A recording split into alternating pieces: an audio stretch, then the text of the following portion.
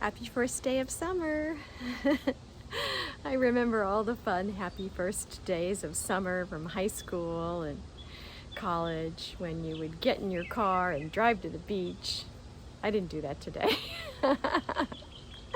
That's okay. It was beautiful and sunny, but very hot here.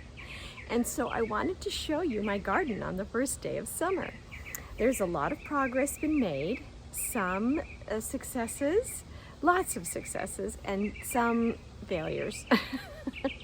So I thought I would give you a little bit of an update, and you can see what it's like trying to grow a veg garden under water restrictions. I can only water 2 times a week, and the rest of the time I have to hand water, which is pretty difficult. And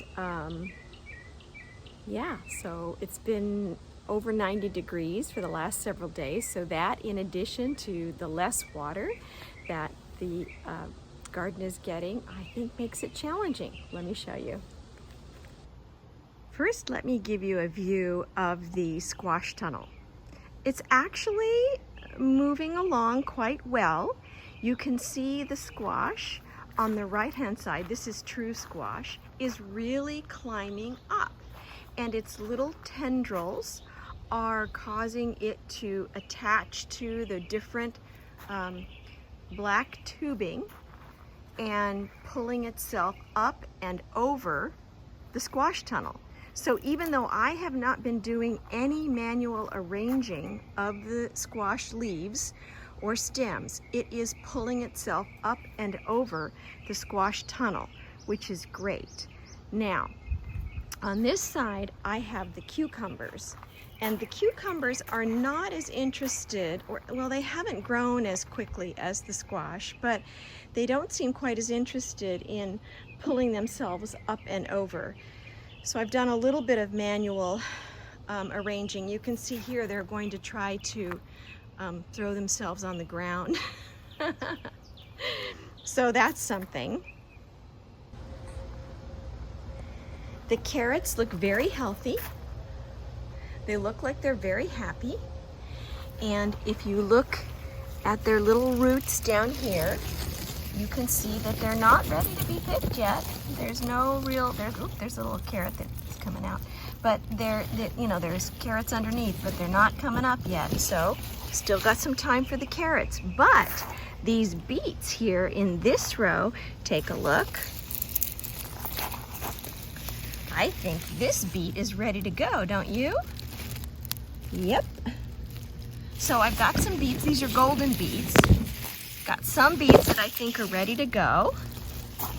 Then this is the eggplant here. They're still sort of finding their way. But look at the banana peppers. Here's one. I think he's just about ready to be picked. And I've got quite a few on the others. Here's another one. So there's probably 1 banana pepper on each of the plants that I could pick. So that's great. Now let's take a look at the tomatoes. If you take a look at the tomatoes from this vantage point, they just look like they've gone crazy. Honestly, I think they're pretty happy. I have so many tomatoes and so many varieties. Look at these, are gonna be gorgeous. I have some red ones under there. These are a cherry tomato that are all ripening up. There's a really large tomato in there. More cherry tomatoes. I think this is the Madame Marmande. This is the terracotta tomato. This has ripened the fastest. And quite a few tomatoes here. Lots here.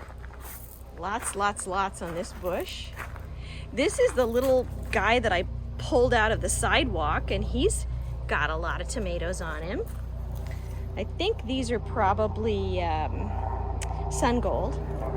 Look at these lovely pear-shaped tomatoes. This is still my favorite, the Sun Gold. It's not quite as leafy as it was last year, but man, these are so delicious. I just pluck them off the vine and pop them in my mouth. We had a worker here the other day, and I gave him one of those. He couldn't believe it. Look at all these huge tomatoes here. So, lots of great things happening with the tomatoes. All right, let's talk about the potatoes. I think is this my third or my fourth try at potatoes? I don't know. But so far, I'm not sure I'm going to be completely successful. This potato completely withered, and now it seems like it's growing up again, but it just keeled over. This one looks sort of healthy. This one, I don't know, all of a sudden went brown, croaking. Don't know why. This one looks okay, but I never fully mounded it. Looks like some creatures are getting it. I feel discouraged about the potatoes, and I've tried so hard. But these little sunflowers who've tried to die a lot of times are gonna be getting some sunflowers, I can tell. So that's the first day of summer story for my garden.